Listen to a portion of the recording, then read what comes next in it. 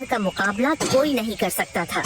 ऐसा कहा जाता था कि अगर कोई राजा रवि लोहार की बनाई हुई तलवार को जंग में ले जाता तो वह जरूर विजय प्राप्त करता। सीता, आज गांव के बाजार का दिन है। गांव के सारे लोग आज बाजार खरीदारी करने आएंगे, इसलिए मैं सारे सामानों को लेकर बाजार जा रहा हूँ। मुझे आज लगता है काफी मुनाफा होगा। तुम अपना और पिंकू का ध्यान रखना। पिंकू के बापू, घर में अब कुछ भी खाने का सामान नहीं है। अरे तुम चिंता मत करो सीता, मैं आज कुछ भी करके घर का सारा राशन ले आऊंगा। लेकिन कैसे? आपको तो इतने दिनों में एक भी ग्राहक नहीं मिला है। अरे हाँ भाग्यवान, कह तो तुम सही रही हो, लेकिन मैं कोशिश के अलावा और कर भी क्या सकता हूँ। आप यह लोहारी का काम छोड़कर कोई दूसरा काम क्यों नहीं करते हो? मैं इसी काम में माहिर हूँ सीता, इसलिए मैं यही काम कर सकता हूँ। जी वो बात तो है, लेकिन इस काम में आप इतनी मेहनत करते हैं, बदले में आपको मिलता ही क्या है? मेहनत कभी जाया नहीं जाती सीता, मुझे यकीन है एक ना एक दिन मुझे मेरी मेहनत का फल जरूर मिलेगा। ये कहकर रवि लोहार अपने काम पर चला जाता है। सुबह से शाम होने को आई है, लेकिन अभी तक एक भी ग्राहक नहीं आया जिसकी तलवार बनाकर मैं पैसे कमा सकूं। अब मैं घर का राशन कैसे लेकर जाऊंगा? रवि बाजार में बैठा यही सोच रहा होता है कि तभी उसका साथी विष्णु लोहार आता है और कहता है, अरे रवि, तुम यहाँ इस तरह से क्यों बैठे हो भाई? क्या तुम्हारे पास कोई काम नहीं है? नहीं विष्णु, इस समय ना मेरे पास कोई काम है और ना ही कोई ग्राहक। ऐसे कैसे हो सकता है? तुम तो इतने होनहार लोहार हो, फिर भी तुम्हारे पास ग्राहक नहीं है। यह तो बड़े शर्म की बात है। भाई, यह तो सब समय समय की बात है। हो सकता है कि मेरा समय अभी नहीं आया हो। हाँ, सही बात है। खैर, मैंने तुम्हें यहाँ बैठे हुए देखा तो मैं तुमसे बात करने चला आया। वैसे मेरे पास तो बहुत काम है, इसलिए मैं चलता हूँ। विष्णु रवि का मजाक उड़ाकर वहाँ से चला जाता है, जबकि रवि चुपचाप वहीं बैठा रहता है। रखता है क्या? तुम मुझे उसका पता बता सकते हो? जी मैं ही हूँ रवि, बताइए आपको मुझसे क्या काम है? ही हूँ रवि, बताइए आपको मुझसे क्या काम है? मैंने सुना है तुम तलवार बहुत अच्छी बनाते हो और जो भी तुम्हारी बनाई हुई तलवार से मुकाबला करता है वह जरूर विजय प्राप्त करता है। जी यह सच है कि मैं तलवार बनाता हूँ, लेकिन जीत और हार तो सिर्फ ईश्वर के हाथ में होती है। बात तो तुम्हारी बिल्कुल सही है। खैर जो भी है, तुम मुझे एक अच्छी सी तलवार बना कर दे दो। ठीक है, लेकिन आप है कौन? मैं पड़ोसी राज्य का राजा वीरभद्र हूँ। लेकिन महाराज, मैं आपके लिए तलवार क्यों बनाऊं? मैं तो आपको जानता भी नहीं हूँ। दरअसल कुछ दिनों से मेरे कुछ दुश्मन मेरे राज्य के लोगों को बहुत परेशान कर रहे हैं। उन्होंने सबका जीना हराम कर दिया है, इसलिए मुझे उनसे मुकाबला करने के लिए तुम्हारी बनाई हुई तलवार चाहिए। ठीक है महाराज, अगर ऐसा है तो मैं बना दूंगा। रवि के यहाँ कहने पर राजा वीरभद्र एक पोटली बढ़ाते हैं जिसमें बहुत सारे सोने के सिक्के होते हैं। यह लो तुम्हारा मेहनताना, मैं कुछ दिनों बाद अपनी अमानत लेने आऊँगा। इसमें क्या है महाराज? इसमें कुछ सोने के सिक्के हैं, बाकी अगर तुम्हें कम लगते हैं तो मैं और बढ़ा देता हूँ। महाराज, मैंने तो अभी तलवार बनाना शुरू भी नहीं किया है, तो फिर आप पहले से मेरा मेहनताना क्यों दे रहे हो? इसे तुम रख लो, ये तुम्हारी मेहनत के हैं। राजा वीरभद्र यह कहकर वहाँ से चले जाते हैं। अब मैं अपनी पत्नी और पुत्र के लिए खाने पीने का खूब सारा सामान लेकर जाऊंगा। रवि अब सोने के सिक्कों को बेचकर ढेर सारा सामान खरीदता है और अपने घर चला जाता है। यह लो सीता, यह सब तुम दोनों के लिए है। अरे पिंकू के बापू, आप इतना सारा सामान ले आए? आपके पास इतना सारा सामान खरीदने के लिए पैसे कहाँ से आए? सीता के पूछने पर रवि उसे राजा के बारे में सब कुछ बताता है। यह तो बहुत अच्छी बात है, लेकिन आप महाराज की तलवार जल्दी बनाकर उन्हें दे देना, क्योंकि उन्होंने आप पर भरोसा किया है। आप उनका भरोसा टूटने मत देना। हाँ सीता, तुम बिल्कुल सही कह रही हो। अगली सुबह रवि अपने काम पर निकल जाता है और अपनी दुकान पर पहुंचकर सोचता है, महाराज की तलवार मुझे जल्द से जल्द बनानी होगी। रवि दिन रात मेहनत करके राजा के लिए एक बहुत अच्छी सी तलवार बना लेता है। मैंने इस तलवार को तो बना लिया है, लेकिन अब पता नहीं महाराज इसे लेने कब आएंगे। अभी रवि यह सोच ही रहा होता है कि तभी अचानक उसके पास किशोर नाम का एक ग्राहक आता है। क्या तुम लोहार रवि हो? हाँ, मैं ही रवि हूँ। मुझे तुमसे एक तलवार चाहिए। क्या तुम अभी मुझे कोई अच्छी सी तलवार दे सकते हो? माफ करना भाई, इस समय मेरे पास एक भी तलवार मौजूद नहीं है और नई तलवार बनाने में मुझे समय लगेगा। अगर आप इंतजार कर सकते हैं तो कर लीजिए, मैं आपको कुछ समय में तलवार बनाकर दे दूंगा। अभी रवि ग्राहक से यह कह ही रहा होता है कि तभी ग्राहक की नजर उस तलवार पर पड़ती है जो रवि ने राजा के लिए बनाई थी। रवि, तुम्हारे पास यह तलवार मौजूद तो है, या तुम मुझे दे दो, बदले में तुम इसके दोगुने पैसे ले लेना। नहीं भाई, यह तलवार मैं आपको नहीं दे सकता, यह किसी की अमानत है। भाई मैं कहता हूँ तुम इसकी जितनी चाहे उतनी रकम ले लेना, लेकिन यह तलवार मुझे दे दो। भाई, अगर आप मुझे इस तलवार के बदले खजाना भी देंगे तब भी मैं यह आपको नहीं दूंगा। ठीक है, रखो अपनी तलवार अपने पास, मुझे नहीं चाहिए, मैं जा रहा हूँ यहाँ से।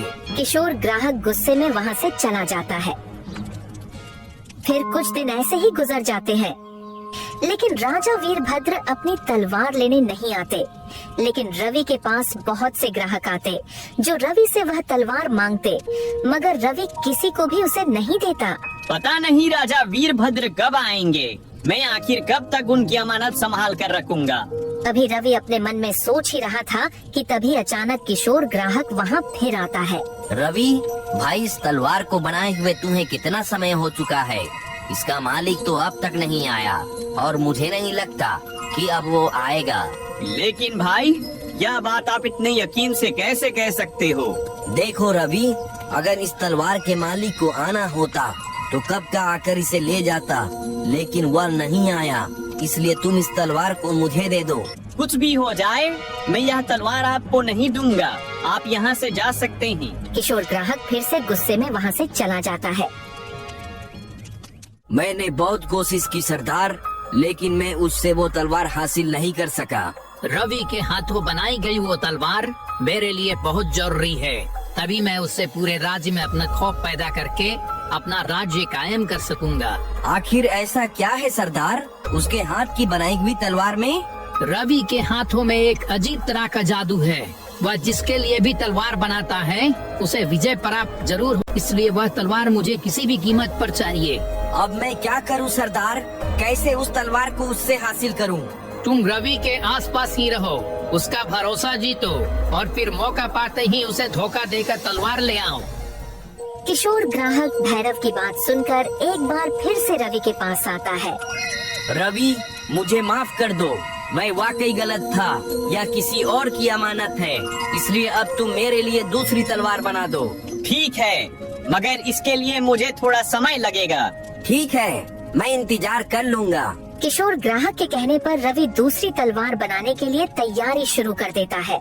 अच्छा है, यह बेवकूफ अपने काम में लगा हुआ है, मैं जल्दी से यह तलवार लेकर अपने मालिक को दे देता हूँ। फिर किशोर रवि को धोखा देकर चुपके से राजा की तलवार लेकर भाग जाता है और कुछ देर में रवि तलवार का नक्शा बनाकर कहता है, भाई यह देखो, तुम्हारी तलवार का नक्शा तैयार हो गया है। अरे अरे, वह आदमी कहाँ गया? कहाँ गया वह आदमी? अभी तो यहीं था। रवि किशोर को अपनी दुकान के आसपास तलाश करता है, लेकिन वह उसे कहीं नहीं मिलता। फिर वह अपनी दुकान पर वापस आता है, तभी उसकी नजर राजा की तलवार की जगह पर पड़ती है। हे भगवान, इसका मतलब वह ग्राहक नहीं, चोर था, मुझे धोखा देकर भाग गया।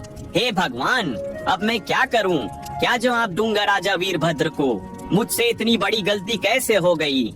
इधर किशोर ग्राहक तलवार लेकर जंगल में भैरव के पास पहुंचता है। यह लीजिए सरदार, आपकी तलवार।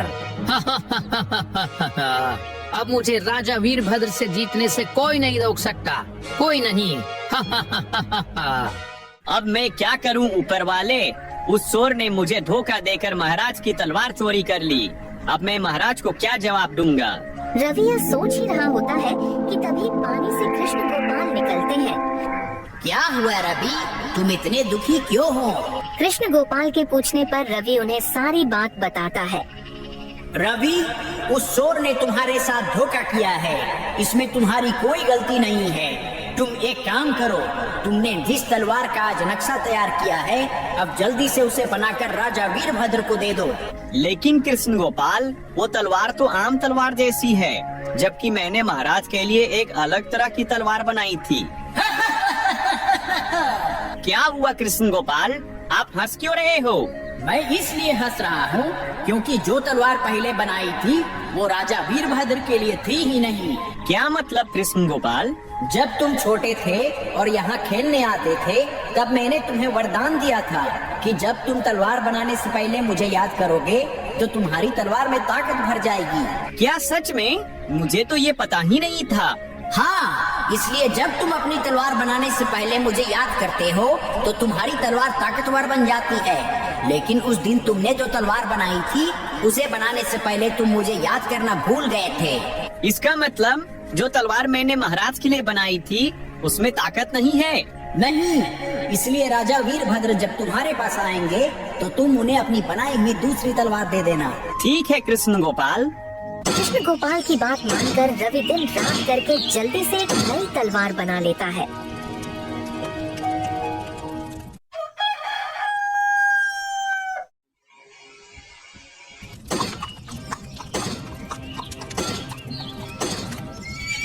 रवि, क्या मेरी तलवार बन गई है?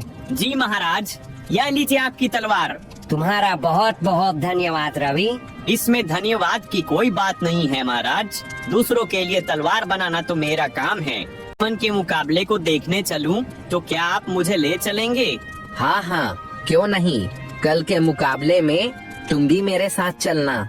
अगले दिन राजा वीरभद्र रवि को भी अपने साथ मुकाबले में ले जाते हैं। फिर एक मैदान में राजा वीरभद्र और उनके दुश्मन भैरव की जंग शुरू हो जाती है।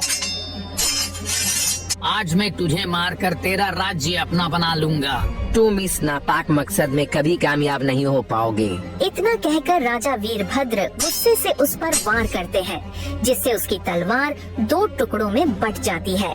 अरे, ये कैसे हो सकता है? यह तो जादुई तलवार थी, यह टूट कैसे गई? तूने रवि से धोखे से यह तलवार हासिल की थी, इसलिए देख, तेरा यही अंजाम होगा। इतना कहकर राजा वीरभद्र उस भैरव को मार देते हैं और मुकाबला वहीं खत्म हो जाता है। महाराज, आपको कैसे पता चला कि दुश्मन भैरव ने मुझसे धोखे से तलवार हासिल की थी? उस दिन मैंने तुम्हारी और श्री कृष्ण गोपाल की सारी बातें सुन ली थी। फिर मैंने तुम्हें धोखा देने वाले उस किशोर को सबक सिखाया और आज इस दुष्ट की जान ले ली, ताकि यह किसी और को धोखा या नुकसान ना पहुंचा सके।